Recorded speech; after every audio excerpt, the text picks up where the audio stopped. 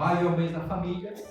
Estamos abordando temas relacionados à família. Falamos para as mães, uma mensagem voltada ao Dia das Mães. No mês passado falamos sobre a paternidade, usando Davi como referência. E hoje eu não quero trazer um personagem ou um contexto específico, porque a minha palavra hoje ela é uma palavra mais geral, ela é mais abrangente. Confesso para os irmãos que talvez são muitos conceitos para uma única noite, então não vou exigir que você guarde todos esses conceitos, mas se você tem uma caneta e um papel na mão, você pode anotar esses conceitos, ou depois, durante a semana, você pode acessar na internet o blog da igreja, lá vai estar todo o esboço, toda a mensagem, e você vai poder depois ler e estudar com mais profundidade. Tá bom, queridos? 1 Coríntios capítulo 7 é o tema desta noite. Aos que não são casados, que estão aqui no templo, podem ficar no templo, não precisam sair, não, tá, queridos? Pode ficar aqui, guarda esses princípios, porque depois do dia que você casar, amém? Depois de você casar, isso vai ser importante para a sua vida conjugal também. Aos casados que estão aqui, que Deus possa de alguma forma usar esses conceitos, que não é nada novo, meus irmãos. Não estou inventando a roda, não vou trazer nada novo para você nessa noite. Talvez apenas lembrar alguns conceitos que a gente já ouviu, que a gente já aprendeu, e que sempre são importantes para a nossa vida conjugal. Amém? 1 Coríntios, capítulo 7, a partir do verso 1, eu leio a Bíblia na linguagem de hoje. Agora vou tratar dos assuntos a respeito dos quais vocês me escreveram. Vocês dizem que o homem faz bem em não casar. Mas eu digo, já que existe tanta imoralidade sexual, cada homem deve ter a sua própria esposa e cada mulher o seu próprio marido. O homem deve cumprir o seu dever como marido e a mulher também deve cumprir o seu dever como esposa. A esposa não manda no seu próprio corpo, quem manda é o marido. Assim também o marido não manda no seu próprio corpo, quem manda é a esposa. Que os dois não se neguem um ao outro, a não ser que concordem em não ter relações por algum tempo, a fim de dedicar à oração. Mas depois devem voltar a ter relações, a fim de que não caiam nas tentações de Satanás, por não poderem se dominar. Verso 6. Não digo isso como uma ordem, mas como sugestão. Realmente eu gostaria que todos vocês fossem como eu. Porém, cada um tem o dom que Deus lhe deu. Um tem este dom, o outro aquele. Aos solteiros e às viúvas eu digo, seria melhor para eles ficarem sem se casar, como eu. Mas se vocês não podem dominar o seu desejo sexual, então casem, pois é melhor casar do que ficar queimando de desejo. Verso 10. Para os que já estão casados, tem um mandamento, que não é meu, mas do Senhor, que a mulher não se separe do seu marido. Verso 11. Porém, se ela se separar, que não case de novo, ou então que faça as pazes com o marido. E que o homem não se divorcie da sua esposa. 12. Aos outros digo eu mesmo e não o Senhor. Se um homem cristão é casado com uma mulher que não é cristã e ela concorda em continuar vivendo com ele, que ele não se divorcie. E se uma mulher cristã é casada com um homem que não é cristão e ele concorda em continuar vivendo com ela, que ela não se divorcie dele. 14. Pois Deus aceita o homem que não é cristão por ele estar unido com a sua esposa cristã, e aceita a mulher que não é cristã por ela estar unida com seu marido cristão. Se não fosse assim, os filhos deles não pertenceriam a Deus, mas sendo assim, eles pertencem. 15. Porém, se o marido não cristão ou a esposa não cristã quiser o divórcio, então que se divorcie.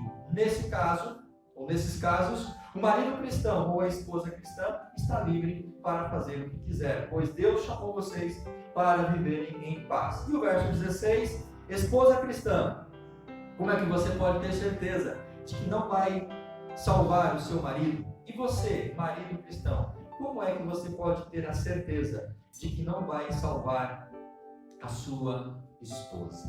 Amém, queridos? Eu quero nessa noite, vou tentar de maneira muito simples e direta, apresentar para vocês, queridos, algumas bases para um casamento saudável, para que a gente possa edificar uma relação saudável. E antes de entrar propriamente nessas bases, eu preciso fazer algumas considerações introdutórias. A primeira delas, a sociedade ela não tem resposta para muitos dilemas conjugais. A sociedade não consegue trazer demandas que respondam à infidelidade, principalmente nesse tema. A sociedade, ela, muito pelo contrário, ela motiva, ela fomenta a infidelidade. Nós vamos encontrar respostas para essa questão da infidelidade apenas na Bíblia. E a resposta é justamente o amor. O amor é a resposta, o amor é a chave. O amor é aquilo que vai renovar e que vai sustentar a vida conjugal. Nós precisamos manter a nossa relação pautada no amor. Quando passa a lua de mel, naturalmente começam os problemas e as dificuldades. Ao começarmos a desenvolver o nosso casamento, vem as situações que nós não sabemos lidar com elas. E por não sabermos lidar com essas situações, muitos casais acabam andando por caminhos perigosos. Muitos acabam simplesmente não tratando desses problemas porque não sabem tratar ou não encontraram elementos para tratar. E essa relação ela vai caminhando de mal a pior. E a consequência pode ser desastrosa. Mas, queridos, há uma saída para todo relacionamento conjugal. Há uma chave, há uma solução para isso. E essa chave, ou essa solução, ou essa saída se encontra na palavra, porque Deus assim estabeleceu na Bíblia as condições e os elementos para a nossa vida conjugal. Deus é aquele que pode trazer para nós respostas, porque Deus ele nos formou, e por ele nos formar, ele compreende nosso coração, e por Deus ter estabelecido também o casamento, então Deus é aquele que pode apresentar as respostas. Então, se você precisa de respostas para a sua vida conjugal, busque na palavra e em oração na presença do Senhor. Eu posso dizer para os irmãos que o casamento ele foi gerado no céu. Deus estabeleceu o casamento. Ou fazendo aqui uma aplicação ao tema da mensagem dessa noite, Deus foi o arquiteto do casamento. Deus foi aquele que planejou o casamento. Deus foi aquele que pensou o casamento.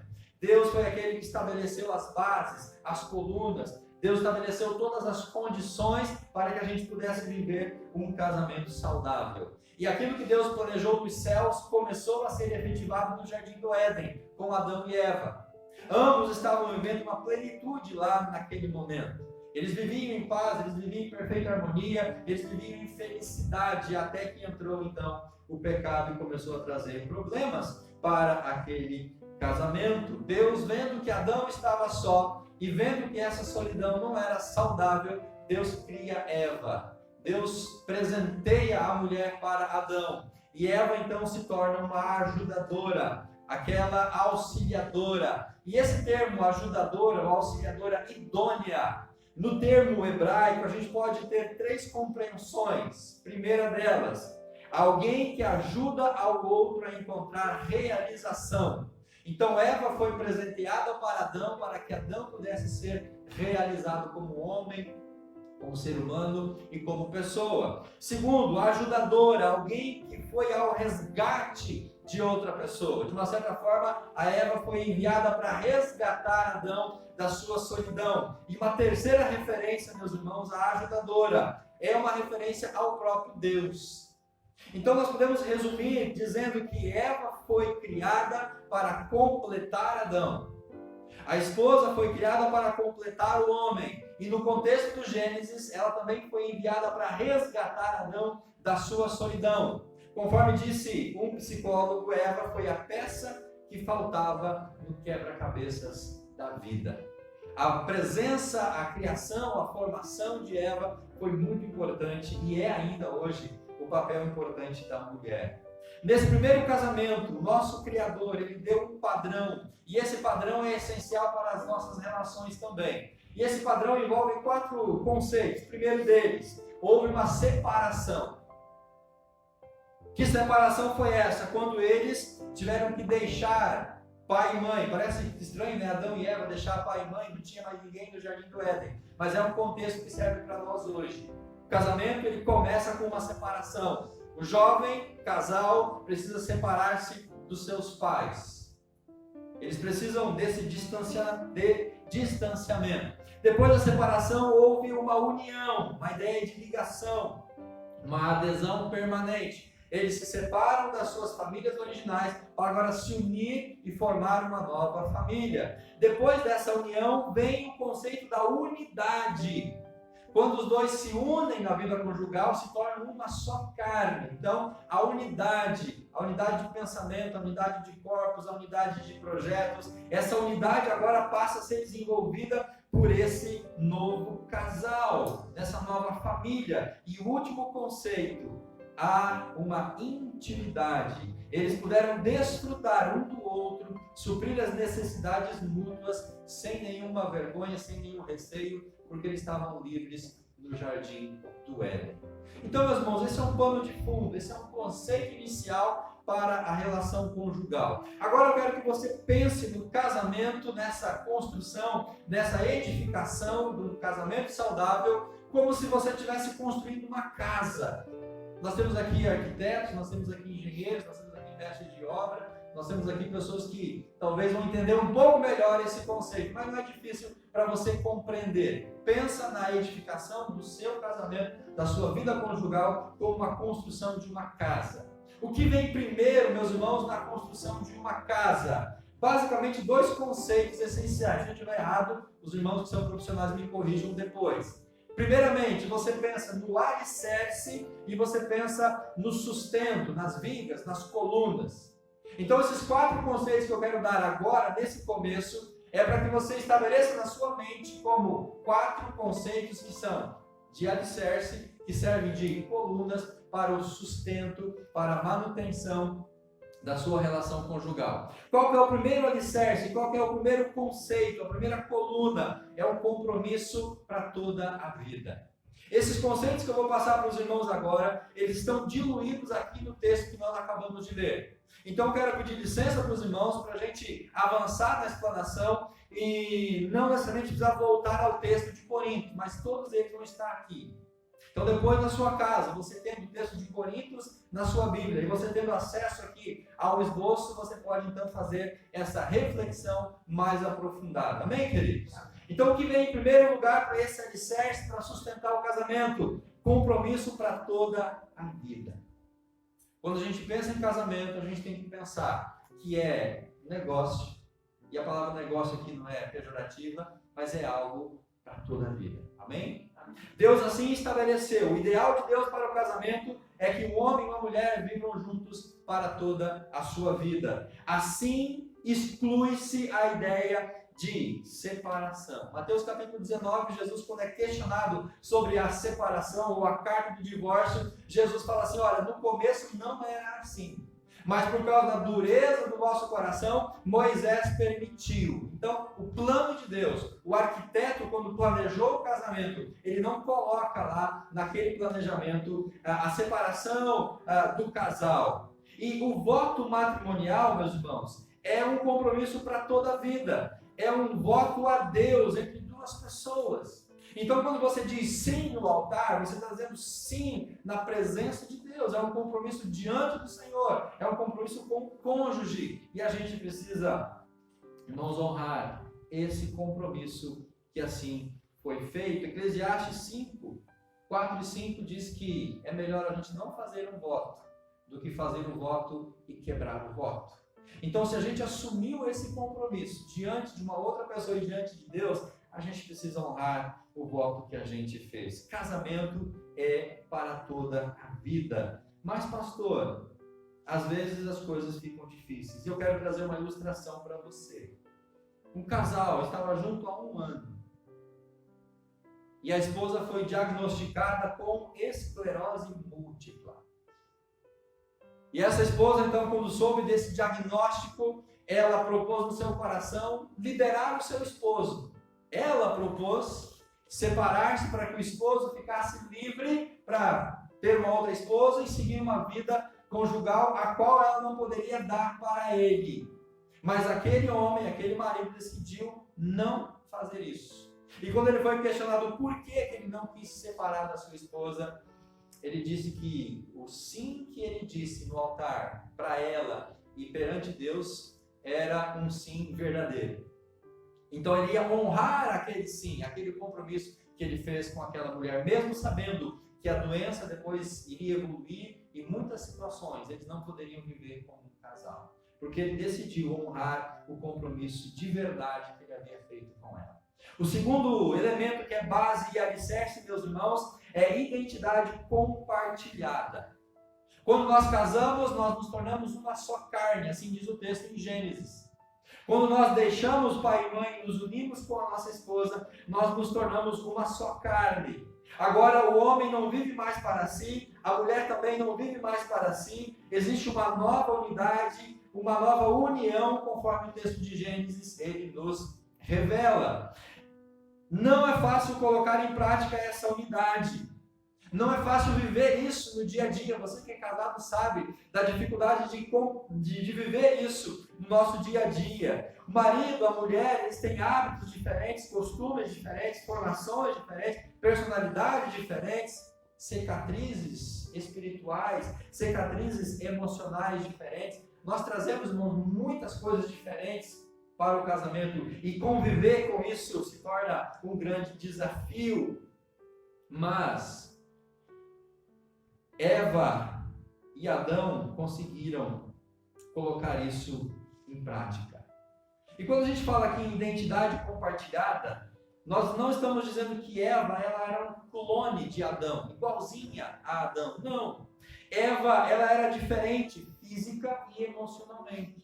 Mas eles conseguiram viver essa unidade. Ela tinha necessidades a quais só Adão poderia satisfazer. E Adão tinha necessidades que só Eva poderia satisfazer.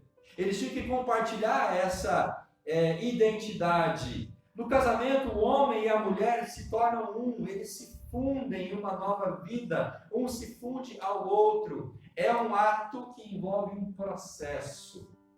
Casamento envolve um processo. Essa identidade compartilhada é fruto desse processo. É necessário tempo, amor, paciência, perdão e muitos outros elementos. A gente tem que se permitir, meus irmãos, compartilhar a nossa identidade com a nossa companheira ou com o nosso cônjuge. Nós não podemos nos fechar, nos isolar e nos dar o direito ou talvez o privilégio de nos manter iguais. Nós temos que compartilhar com a nossa esposa a nossa identidade. Terceira base, terceiro elemento, fidelidade absoluta. Casamento não é só um compromisso entre duas pessoas que compartilham a mesma identidade, mas também existe fidelidade total por parte do marido e por parte da esposa. Provérbios capítulo 6, 27 a 29, o autor ele exorta para as paixões, ele exorta para aqueles desejos extraconjugais. Então, a fidelidade é algo que precisa ser muito preservada na nossa relação conjugal. E a Bíblia, meus irmãos, não compromete a sua demanda por fidelidade sexual. A Bíblia é clara e ela é objetiva em relação a isso. Quando uma pessoa se casa, deve comprometer-se a se entregar apenas e tão somente para o seu cônjuge. Isso é fidelidade. Esse é um compromisso que a gente assume. E para o nosso bem e para a honra e glória do Senhor, o adultério está estritamente proibido na Bíblia. Êxodo capítulo 20, Mateus capítulo 19 e Gálatas 5:19. Então Deus, o arquiteto do casamento, ele já coloca isso como um elemento essencial. A infidelidade sendo proibida. A fidelidade conjugal é o cumprimento do voto feito diante do nosso Deus. Nós precisamos cumprir esse voto. Fidelidade absoluta não se encaixa no padrão desse mundo caído. Muito pelo contrário, meus irmãos, o mundo caído ele incentiva a infidelidade. O mundo caído ele promove a infidelidade. Então, falar hoje em fidelidade conjugal no ambiente de um mundo caído é um grande desafio. Mas para Adão e Eva, no Jardim do Éden, e para nós como casais que conhecemos a Bíblia e que agradamos ao Senhor, fidelidade não é nada mais que algo tão natural, algo tão simples, algo tão verdadeiro, que a gente não possa assim viver. Precisamos ser fiéis ao nosso cônjuge. E o último alicerce, a última base, o respeito terno. Irmão, sem respeito, o casamento ele afunda. Às vezes os cônjuges revelam uma dupla personalidade. Em público é uma pessoa, mas em casa é totalmente ao contrário. Em público ele é carinhoso, ele é amoroso, ele é atencioso, mas em casa ele faz totalmente ao contrário. Então isso compromete esse respeito, compromete essa essência, compromete essa transparência para a relação. Paulo diz em Efésios 5:33, a mulher deve respeitar o seu marido. Pedro diz para as mulheres serem como Sara, 1 Pedro capítulo 3. E a ideia do texto é que Sara, ela chamava Abraão de Senhor. Mas o texto e a referência de Pedro, quando ele trata sobre isso, é que Sara respeitava Adão.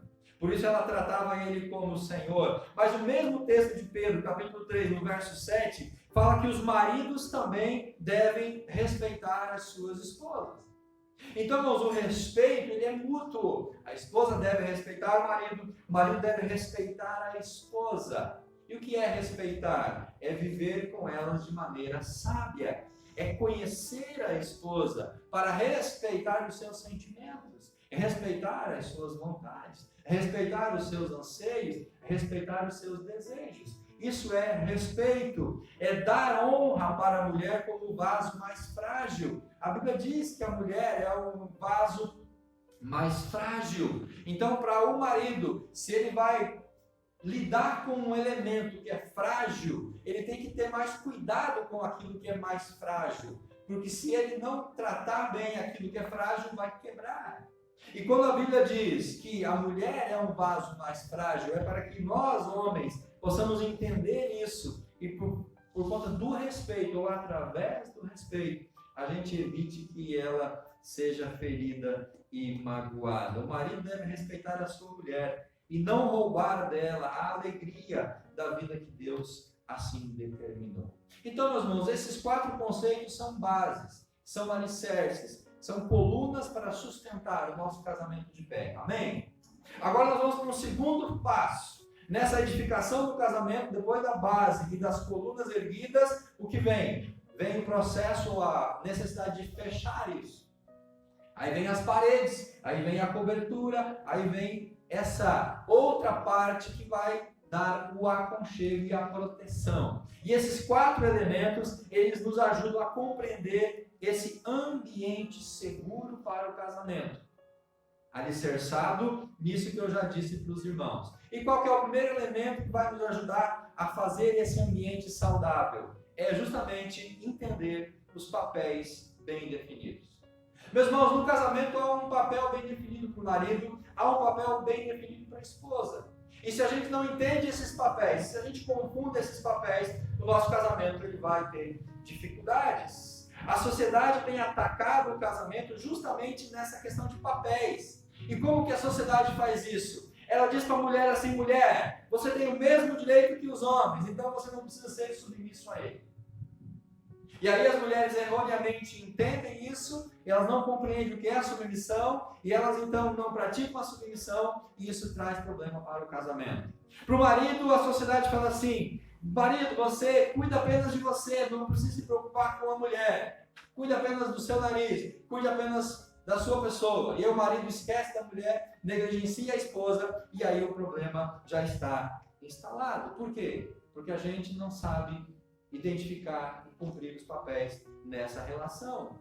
Mas a Bíblia nos orienta, e quando ela nos orienta a expressar esses papéis, irmãos, esses papéis precisam ser expressados em amor. Eles precisam ser vividos em amor, porque eles vão refletir justamente a sabedoria de Deus para a relação conjugal. Então, como isso se processa de maneira mais prática? O papel do marido, conforme 1 Coríntios 11 e Efésios 5, o marido é a cabeça da mulher.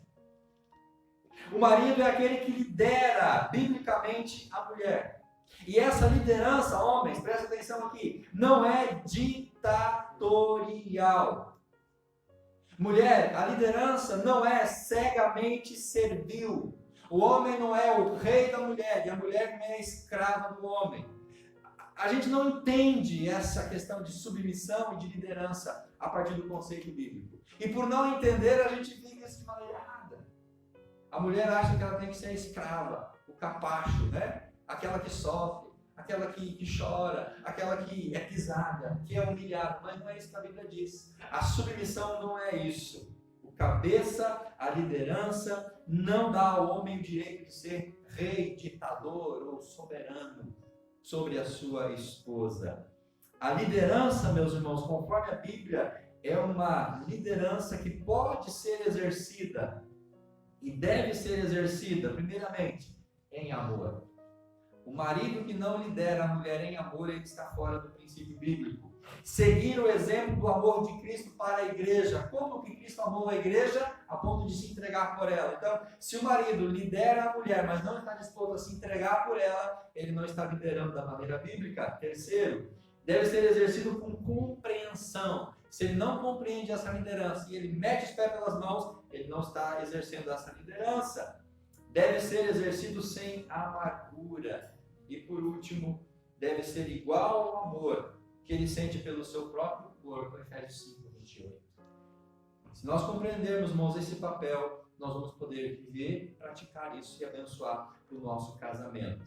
O marido ser cabeça não significa que ele é superior, que ele está numa posição acima dela. Cabeça é uma questão funcional. Ser líder é para que haja um bom funcionamento do casamento.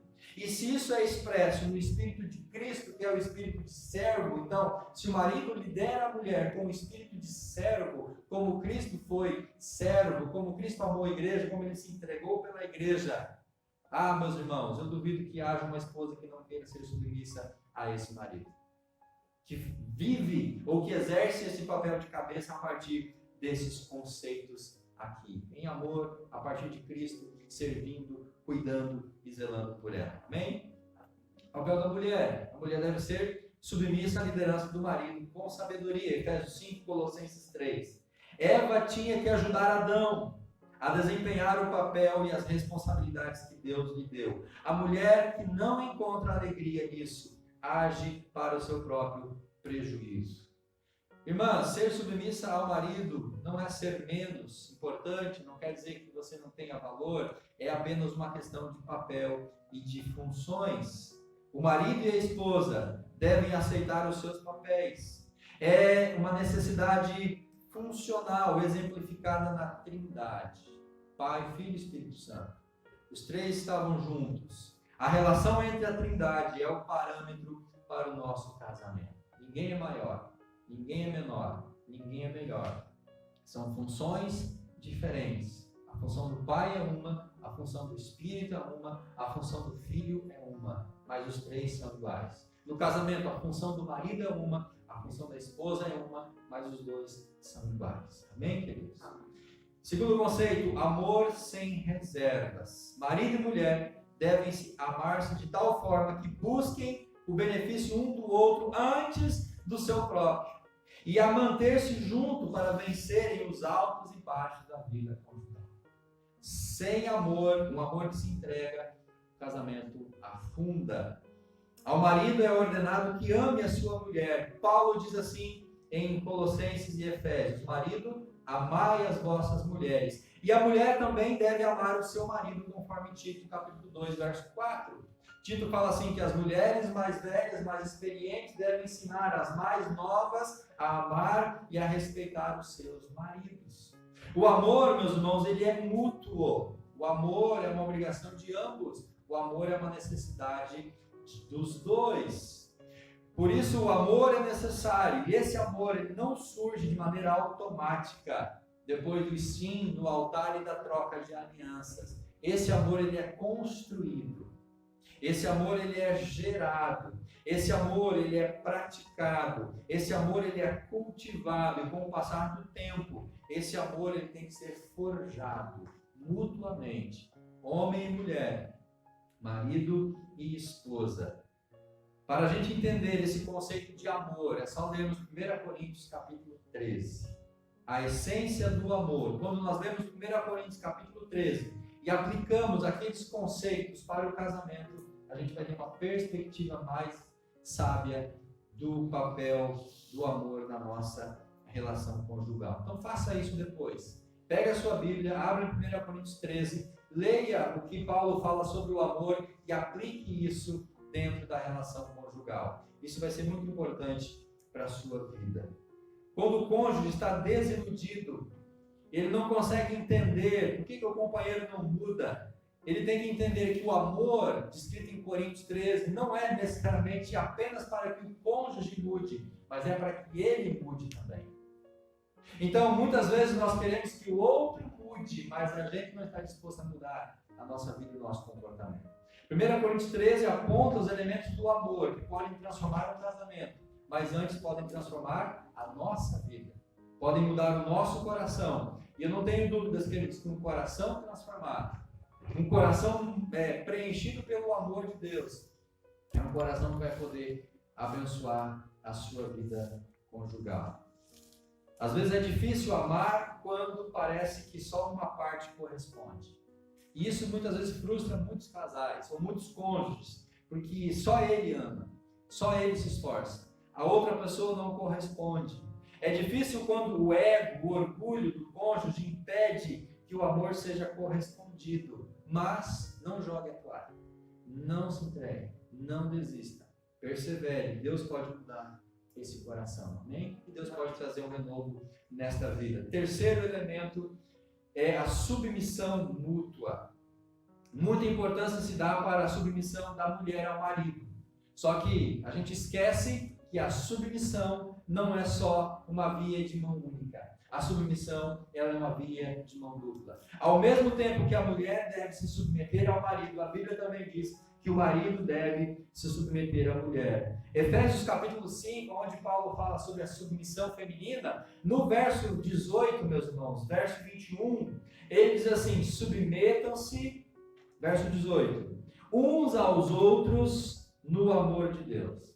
Então Paulo começa a tratar da submissão em Efésios capítulo 5, no verso 18, antes de entrar no 23, no 24, que trata da submissão, ele começa apresentando um conceito, que a submissão ela é mútua, e ela vale para todos os relacionamentos, inclusive vale para o relacionamento conjugal. A submissão é para toda a igreja, e Paulo aplica esse princípio na submissão, nas relações, em todas as esferas, a partir também do casamento. Então, quando a gente fala em submissão, não é só uma via de mão única onde a esposa se submete ao marido e o marido não precisa se submeter. Não. O marido também deve ser submisso à sua esposa. A submissão e o amor, eles andam de mão dadas. Marido e mulher, por amarem a Deus, se submetem à vontade de Deus em primeiro lugar. Então, ambos têm que estar submissos a Deus. E esses que andam submissos a Deus, eles se negam a si mesmos. Então, se eu, como marido, nego a mim mesmo, naturalmente eu estou abrindo uma possibilidade de me submeter também à minha companheira. A mulher não deve entender que as tarefas, da submissão podem diminuí-la. Aos olhos de Deus, ela é muito mais do que apenas uma criada da casa. Significa também que o marido não deve ser considerado o rei do pedaço, onde todos os outros são os seus servos. Pelo contrário, deve ver como um lugar para se humilhar, um lugar de servo, um lugar de submissão. A liderança do marido, o cabeça é uma liderança, é um cabeça em submissão, a partir do exemplo de Jesus Cristo. E o último elemento dessa parte de edificação, de proteção e da criação desse ambiente, queridos, é comunicação aberta. Há uma pesquisa que diz que 87% dos casais entrevistados, maridos e mulheres, dizem que o principal problema no casamento é falta de comunicação. E se nós pegarmos essa porcentagem e pensarmos até mesmo no nosso meio cristão, a gente vai ver que muitos casais, o problema principal não é dinheiro, não é falta de amor, não é esses outros elementos. Falta, às vezes, comunicação. Nós temos dificuldades, muitas vezes, com essa comunicação. A mulher se frustra porque o marido não consegue se comunicar. E aí começam os problemas. O marido não acredita que a sua opinião possa ser importante para a mulher, porque ele acha que a mulher já tomou a decisão, então o que ele falar ou não falar não vai fazer muita diferença. Mas, queridos, por que a comunicação falha? Porque às vezes a gente se mostra indiferente. Não, faz do seu jeito, assim tá bom, do jeito que quiser, e a gente se torna indiferentes e aí a gente não se comunica. Nós queremos evitar enfrentamento quando a gente tem um choque de opinião. A gente não sabe lidar com essas diferenças. Então, para não ter um enfrentamento, muitas vezes um dos cônjuges ele se omite nessa relação, não se comunica por conta disso.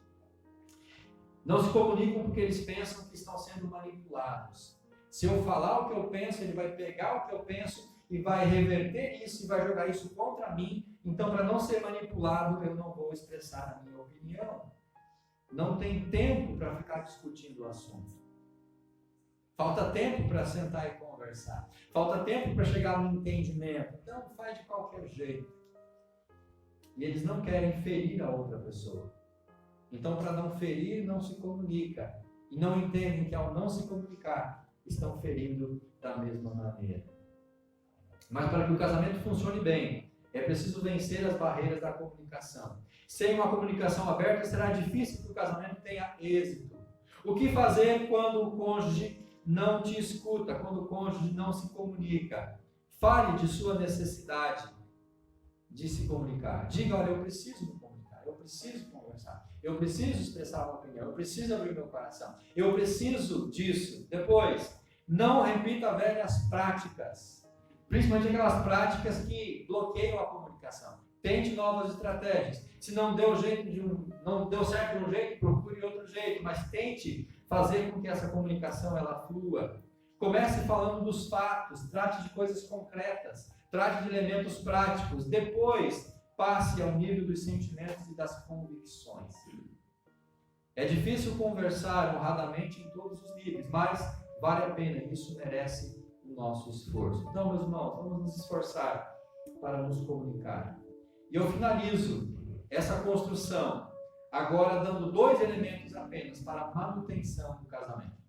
Nós vimos 4 elementos que são bases e colunas. Nós vimos 4 elementos que dão a proteção e que são a cobertura, as paredes dessa relação. Agora o casamento está edificado, agora o casamento está construído, mas ele precisa de manutenção. Toda casa precisa de manutenção. Toda a construção precisa de manutenção. Precisa de uma pintura nova de vez em quando, precisa de cuidar para que essa construção ela não degrade. Então, 2 elementos apenas para a manutenção do casamento. O primeiro deles, plenitude sexual. Aos solteiros agora, fechem seus ouvidos. Tá? Plenitude sexual. Vida conjugal. Amados, lá no Éden, Adão e Eva compartilharam uma intimidade maravilhosa, sem nenhum receio. Gênesis capítulo 2, verso 5. Eles estavam nus, não se envergonhavam. Eles desfrutavam daquela intimidade. A intimidade e a mútua realização física sempre fizeram parte da relação entre marido e mulher. O casal deve encontrar a sua realização física sexual no outro, no seu cônjuge, no seu parceiro, no seu companheiro. É ele quem deve promover ou realizar essas necessidades. Por quê? Porque isso traz proteção. O marido e a mulher devem reservar essa intimidade especial um ao outro e devem entregar-se livremente um ao outro, como fala o verso 2 do texto que nós lemos. O casal que mantém a sexualidade ativa e saudável protege o seu cônjuge de uma sociedade pornográfica. Infelizmente, irmãos, nós somos bombardeados todos os dias por uma mídia, por elementos extremamente apelativos para a sensualidade e para a pornografia. Então, a plenitude, a realização, a saúde sexual vai proteger o seu cônjuge dessas tentações que o mundo pode impor. Isso traz também satisfação. O aspecto sexual do casamento não é um mal necessário. A sexualidade, meus irmãos, não é só para criar filhos ou procriar. A sexualidade não é algo que tem que ser suportado, mas é algo que Deus, o arquiteto do casamento, nos deixou para a plenitude, para a alegria, para a satisfação. O sexo é uma fonte de prazer, gera intimidade, anima, renova a relação conjugal. Por isso que eu estou dizendo para você que a plenitude sexual é o que vai dar a manutenção para a relação conjugal. Isso também gera expectativas. No casamento, ambos têm o direito de esperar satisfação sexual. Paulo fala sobre isso lá no 1 Coríntios, versos 3 e 4, quando Paulo fala assim, olha, não deixem de estar unidos fisicamente, mesmo que seja para a oração. Se algum de vocês deseja ter um tempo de consagração para a oração, faça isso de acordo com o cônjuge. Porque Paulo disse que isso é muito importante. Ele diz que isso vai trazer elementos importantes para o casamento. Gera expectativas, isso abençoa o casal. A satisfação sexual constrói uma parte importante do casamento. Sexualidade não é má, não se deve supervalorizar nem menosprezar. O casamento não sobrevive só de sexo, mas o sexo é importante para a sobrevivência do casamento. Se nós acharmos que tendo uma boa relação sexual com o cônjuge, o nosso casamento vai ser um casamento saudável e duradouro, a gente está se enganando. Existem muitos outros elementos que eu já disse para os irmãos até aqui. São 8 elementos antes desse aqui. Não adianta a gente achar que só esse vai trazer a plenitude e vai manter a nossa relação firme e agradável ao Senhor. É uma parte da totalidade. É uma parte íntima da identidade compartilhada entre marido e mulher. Relação sexual é um item dentro de uma gama de itens importantes para o casamento. E o último elemento, o segundo elemento de manutenção do casamento.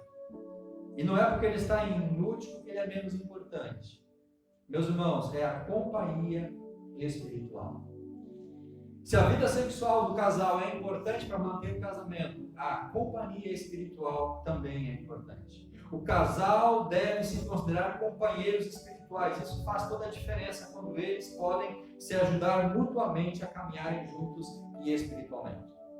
De nada adianta o casal ter uma boa relação física se ele não tem uma relação espiritual. Não adianta o casal ter intimidade física se ele não tem uma intimidade espiritual. Embora em algumas situações, isso talvez seja mais difícil, mas é necessário que a gente coloque isso em prática. Paulo, em Efésios 5, 25 a 28, diz que no casamento deve haver uma dimensão purificadora. Como a igreja é purificada por Jesus, a mulher deve melhorar pela relação com o marido. Um deve cuidar do outro para que ambos sejam purificados. Irmãos, conseguem entender esse conceito? A vida espiritual traz purificação para o casal. A identidade espiritual traz unidade e abençoa o casamento. Isso segue o exemplo de Cristo, que amando e se entregando pela igreja, o amor e o sacrifício, eles distinguem um casamento e tornam possível um verdadeiro companheirismo espiritual. Amor e sacrifício, entrega, dedicação. Pedro disse para que nada atrapalhe as orações de vocês. Estas são algumas qualidades presentes numa relação conjugal na qual o marido e a mulher são companheiros espirituais. Adoram ao mesmo Deus. Amém? Buscam o mesmo Senhor. Ambos procuram fazer a vontade de Deus. Ambos prestam contas a Deus. Criam os seus filhos juntos. Oram um pelo outro. E se exortam mutuamente na fé. À medida que o marido e a mulher se aproximam mais do Senhor por meio da oração, da leitura da Bíblia, da comunicação, da submissão a Cristo, também eles se aproximam mais um do outro. Quanto mais o casal individualmente busca ao Senhor, mais eles se aproximam. Quando o casal se aproxima de Deus, mais se aproximam um do outro numa relação que agrada ao Senhor. Amém?